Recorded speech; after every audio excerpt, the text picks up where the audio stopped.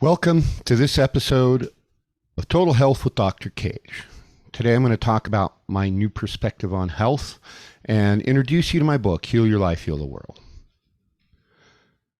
This series of podcasts will be exploring a lot of subjects pertaining to your health, your perceptions of your world, and your and our, all of humanity's future. We're going to talk about things like what it takes to be truly optimally healthy, why most Americans and most people living anywhere in a so-called modern lifestyle probably aren't healthy, and why should we make the effort to be healthy in this world we have where it's increasingly difficult to do so.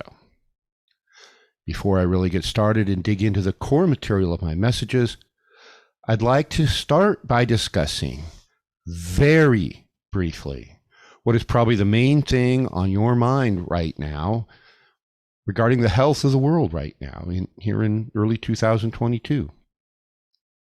Unless you've been living under a rock or in a cave the last 2 years or so, and you just emerged, and miraculously this podcast is your first contact with human civilization, then you are aware of what some in the world are calling a pandemic of what is claimed to be a new deadly virus called the coronavirus disease 2019, or COVID for short.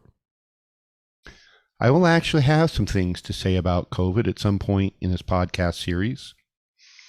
COVID is not, however, my greatest concern, either for society as a whole or health in particular. And one thing I am suggesting is it shouldn't be your greatest concern either. All the reasons for this suggestion will become clear as we proceed through all the material I have to present over the next few weeks. For now, let's just say that being overly concerned about COVID and the mainstream rhetoric doesn't meet the criteria of being proactive about your health. That said, let's get started. What you're listening to now, is actually the very first full podcast of this series. Podcast episode number 1. Yes, I know I posted a short introduction video earlier, but this is number 1. This overall podcast series is based on a few things. First, the name and the overall style is based on a live on-air radio show I had in Southern California on KCAA based in Loma Linda back around 2009 and 2010. That show's format was more of a call-in talk show format. This podcast is also based on more than 20 years of clinical practice I had as a naturopathic physician and acupuncturist. In practice, my specialties were endocrinology, gynecology, general internal medicine, and musculoskeletal pain. I'll also be drawing on my extensive background in the field of subtle energies, chi, prana, or whatever name you choose to call it. I have more than 30 years experience in the martial arts, training and education in oriental medicine and acupuncture, as well as several systems of energy healing. I consider one of the great untapped resources of human health and our future to be a full understanding of human consciousness. A full understanding of our knowledge and study of consciousness is going to require us to deviate backwards in time to the European eras of medieval times and the Renaissance. As humanity began emerging from the time known as the Dark Ages,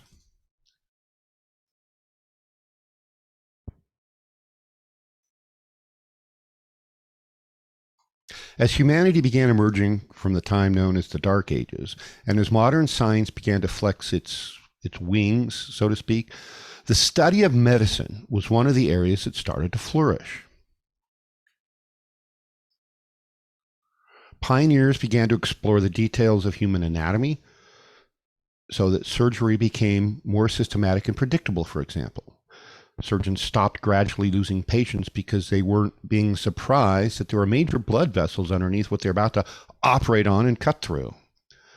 As these medieval philosophers and physicians documented their knowledge, they came to a realization that our mind and our spirit had a great deal to do with our health and our healing ability. This, unfortunately, is where the train started to run off the tracks, so to speak, because the field of medicine ran afoul of the Roman Catholic Church over this very issue. The church decided that the mind, the spirit, and the soul were the purview of the church, and these layman physicians were tinkering with the will of God. They decreed that physicians could work on the physical body, but the mind, the soul, and the spirit were the property of the church. And anyone who crossed that barrier ran the risk of being tried as a heretic and potentially burned at the stake. There were some medical researchers actually executed for their efforts. Why should the church's opinion have mattered, you might ask? After all, church didn't run the various countries. That was the job of kings. Well, medieval Europe was a very different time. While the church didn't run the countries, at least not on paper, they did run the kings. By holding the threat of excommunication over the heads of any king or nobleman who disobeyed church doctrine, the popes and the church were pretty much used to getting their way on just about everything. They wouldn't change, that whole situation wouldn't change for most of Europe and the Americas until the late 1700s and early 1800s, when citizen revolutions began replacing monarchies with democratic republics. So by now, I'm sure you're wondering, what does any of this have to do with human consciousness and the future of health? Well, it's precisely the reason that modern medicine evolved the way it did over the last 400 years or so. They very strictly adopted the model of human beings as having a physical body completely separate from the model of, from their minds, from a model of being more holistic and integrated.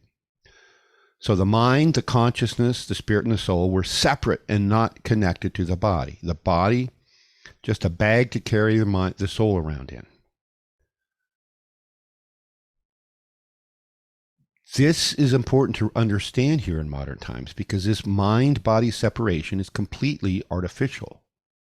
Our mind is actually integrated with the physical body at every possible level, from the whole organism through every organ and literally down to every cell. Our mind and consciousness also rely on our human energy fields, another subject not fully recognized by mainstream medicine, which this podcast will explore at depth in future episodes. The late 20th century saw a sudden resurgence of this knowledge, and we began having healers in every medical profession starting to investigate this strange new concept. They were investigating the strange new concept of the mind and the body being connected. Well, how could it be otherwise? The church, however, had said differently, that the body was nothing more than the fancy bag to carry the soul around in. And conventional medicine, most of it anyway, still has this same model rattling around in their heads, especially anything to do with mental health. We'll focus on that in a future podcast. One of the many things I found in my years of clinical work is that a vast majority of physical ailments in this country aren't actually physical ailments. Instead, a great many people are walking around are suffering from a disconnect from our true spiritual nature. We are beings of spirit and energy, not just physical beings. This disconnect causes our core nature to be in a state of turmoil. Whether we talk about consciousness or spirituality or any other term, the concepts are similar. There is more to health than our physical body. In this podcast series, I will be drawing on my experience in numerous areas to explore this and how it affects our overall health today.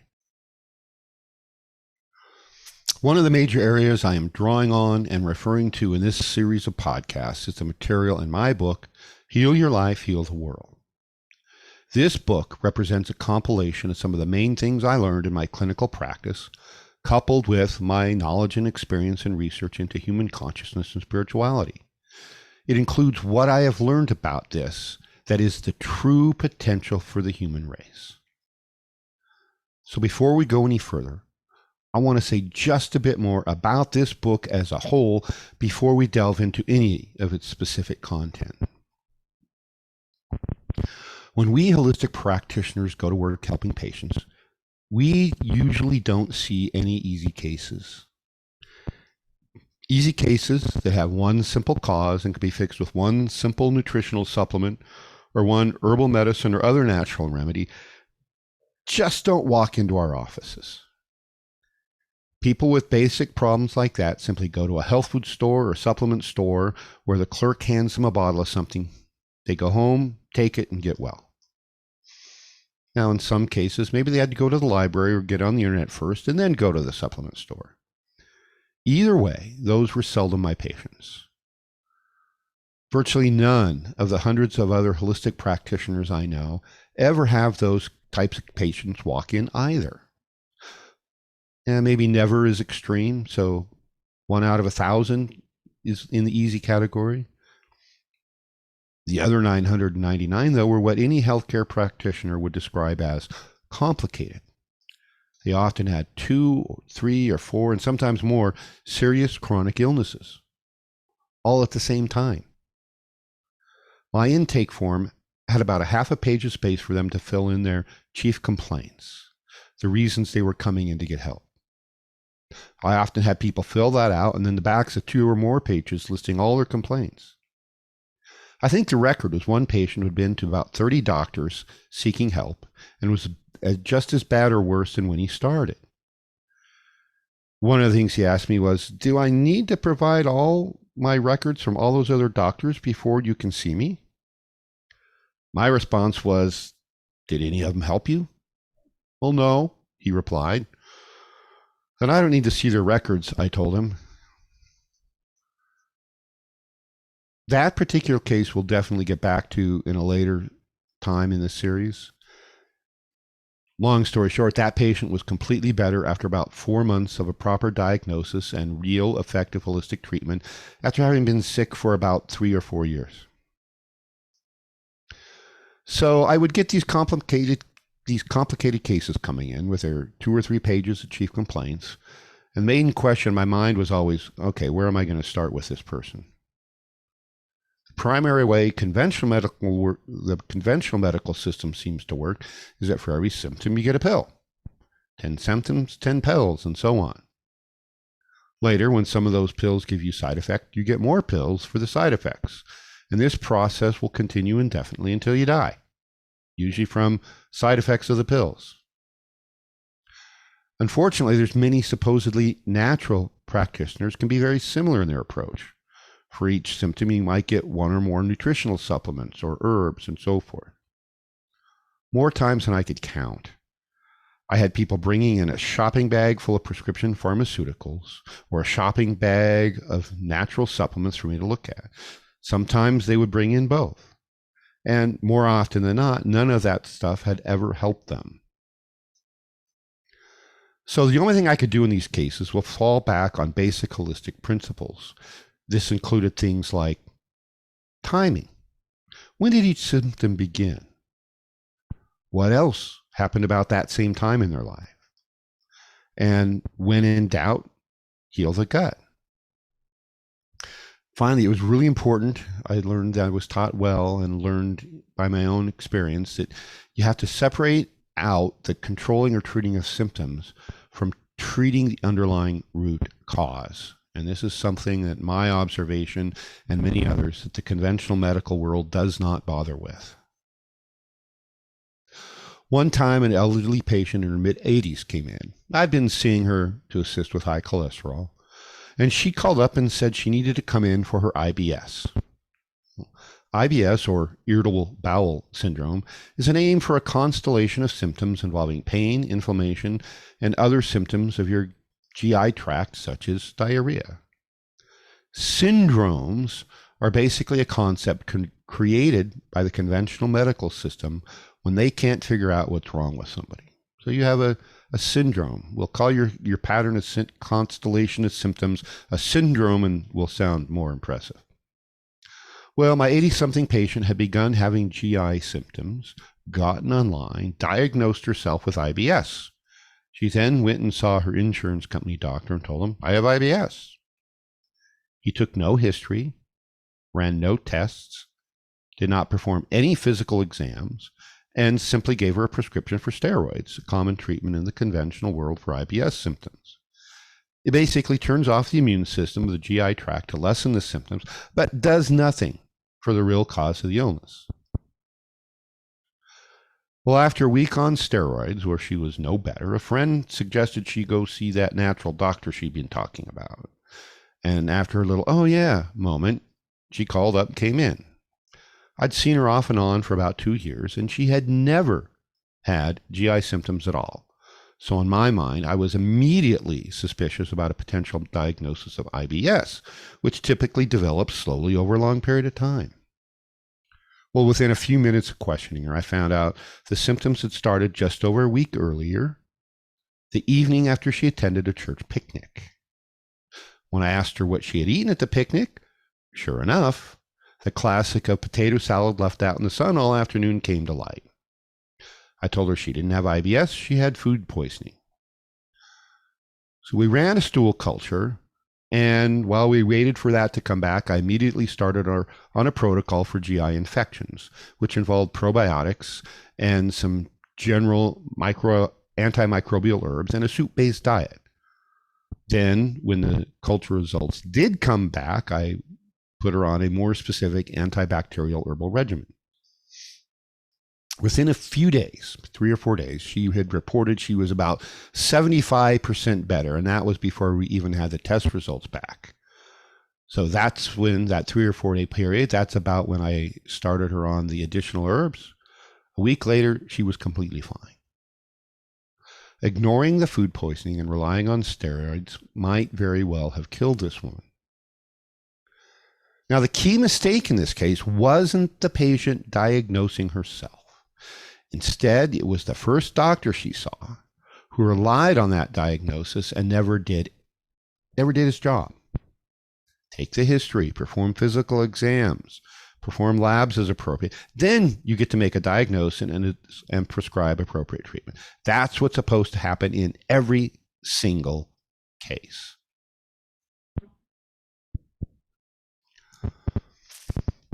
Over my first few years in practice, I actually saw a lot of cases that were way more complicated than this one.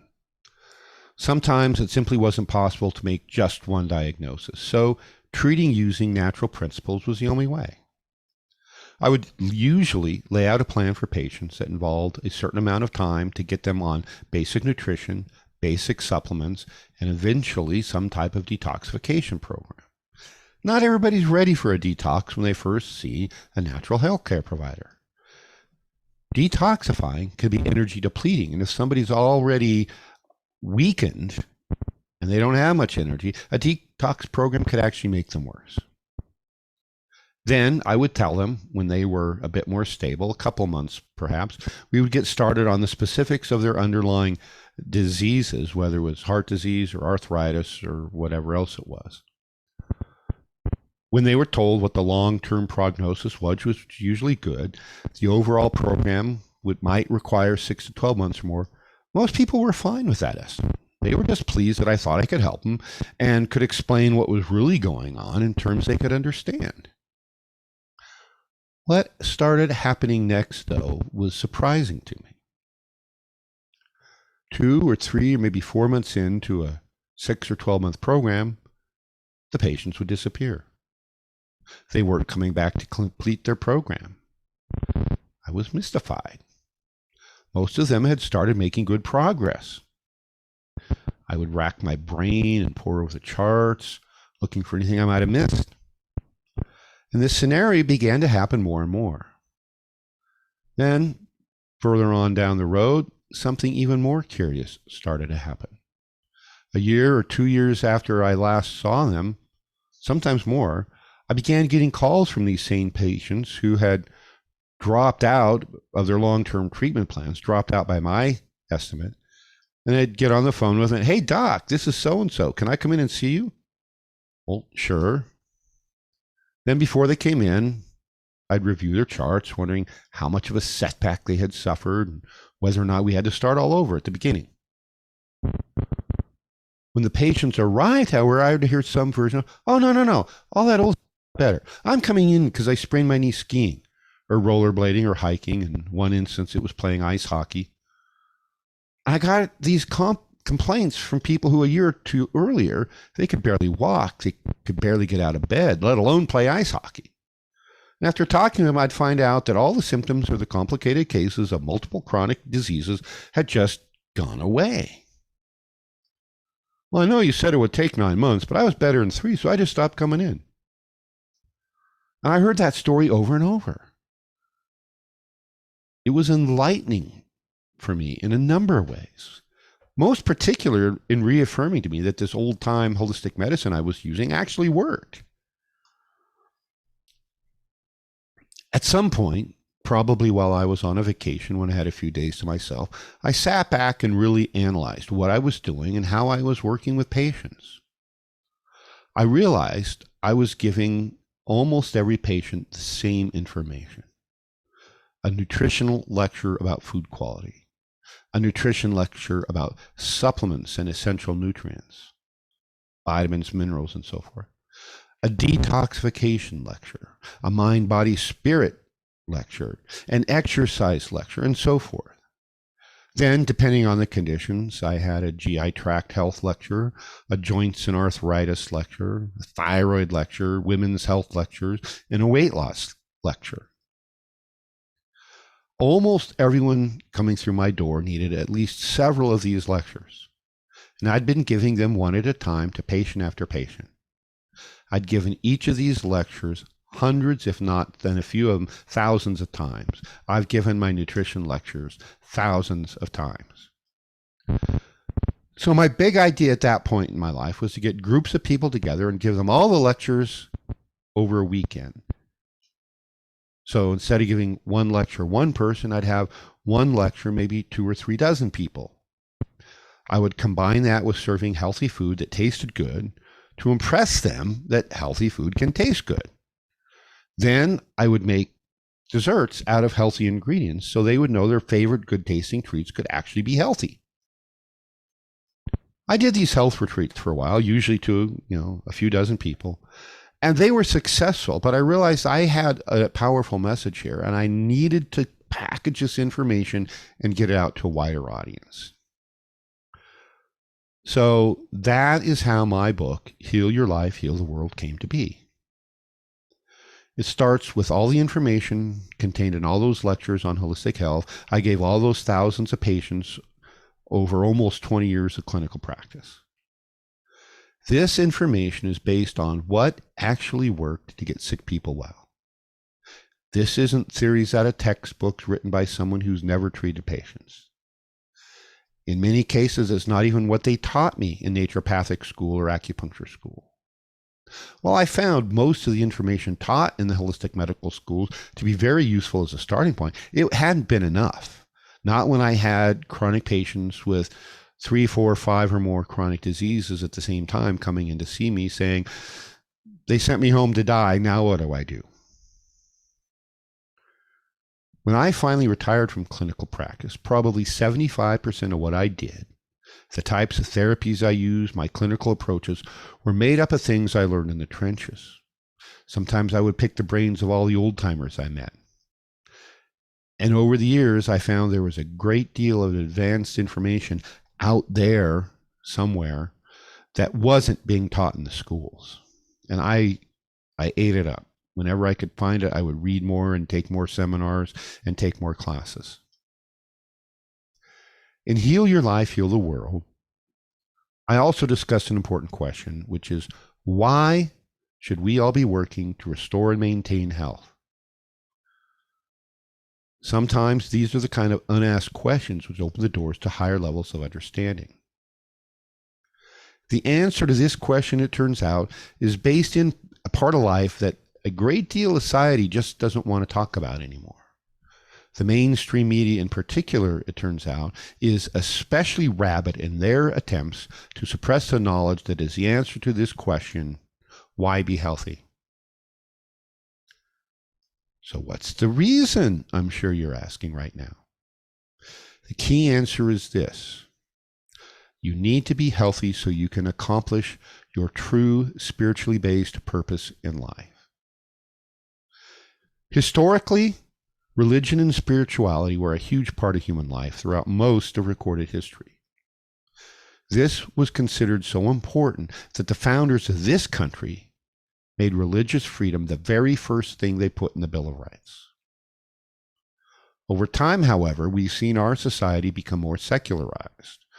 Mainstream media seems to treat religion and spirituality as an annoying hindrance that our supposedly enlightened mainstream society has to put up with, a sort of quaint folklore held by anyone who holds religious or spiritual beliefs. Huge portions of the country, and indeed many other parts of the world, just don't involve themselves with any aspects of religion and spirituality. What I present in Heal Your Life, Heal the World is hopefully a more complete and holistic view of spirituality and religion. I make the case that this, in fact, is the true purpose of humanity. Both individually and collectively, we have a spiritual purpose for being here on this planet at this time that will revolve somehow around the future direction of the human race. And to be optimally successful, each of us needs to keep ourselves optimally healthy. I've found in my own life, as well as seen in countless patients, that only by embracing our true spiritual purpose in life can we be optimally healthy. We are holistic organisms, intimately connected in our physical bodies, our mind and emotions, and our spiritual natures.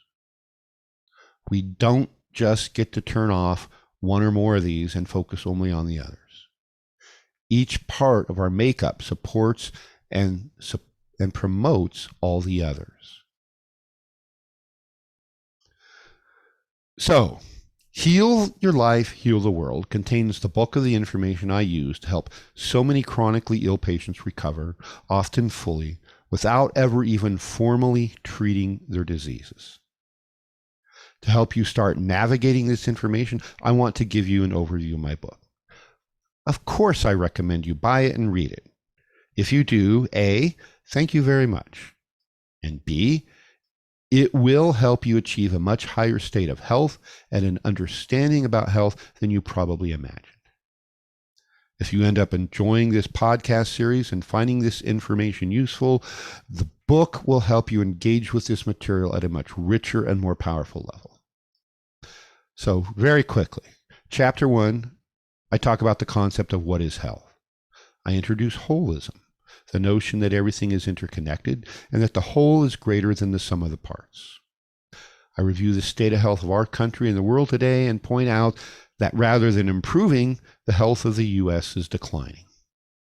This basic information sets you up to be able to put all the other subjects into a better perspective. Then I delve into the core material that made up all those health discussions with those thousands of patients. Chapter 2, I look at physical health, and it includes some material I had in my healthy food lecture, as well as my need for nutritional supplements lecture. I present the information about the degradation of our farming soils, nutrient deficient foods, processed foods, genetically modified foods, and all the types of the foods which historically have led to the longest lived and healthiest populations in the world. Chapter 3 concerns our mental and emotional health. Many overlaps here between these fields and our physical health. Studies have shown, for example, that when mental patients have been treated for nutrient deficiencies, food allergies, or other nutritional problems, as many as 60% no longer have diagnosable mental illnesses. Culture and the beliefs a society shares, our paradigms, can also interfere with our proper mental and emotional functioning. These are some of the areas I explore when analyzing our mental and emotional health from a more holistic perspective. Chapter 4 is where I delve into the spiritual nature of humanity. This perhaps isn't the most popular of subjects these days, especially if you focus on what mainstream media tells us. When talking to people, however, I find many who are hungry for valid information on the spiritual nature of our world, the universe, and humanity. I've adopted an approach to be as inclusive as I can, to be as non-denominational as I can, and at the same time be as honest as I can about what I know to be the truth about all these subjects. This chapter will, if I was successful, assist you with your spiritual aspects of life, whether you are a long-time seeker or are just awakening to your true spiritual nature. Chapter 5 moves on to talk about your energetic health. This is new to a lot of people. If your first thought on hearing this term is, what the heck is energetic health? You're not alone. This chapter is based on the reality that we are not merely physical beings. In addition to the physical body, which we can see and touch, we also have, all of us, a form of subtle energy flowing in our bodies. The ancients called this energy chi or prana or the vital force, or one of many dozens of other names found in various indigenous cultures around the world. In addition to the energy moving through us, we also possess a series of higher frequency bodies associated with our physical one. This subject field is vast.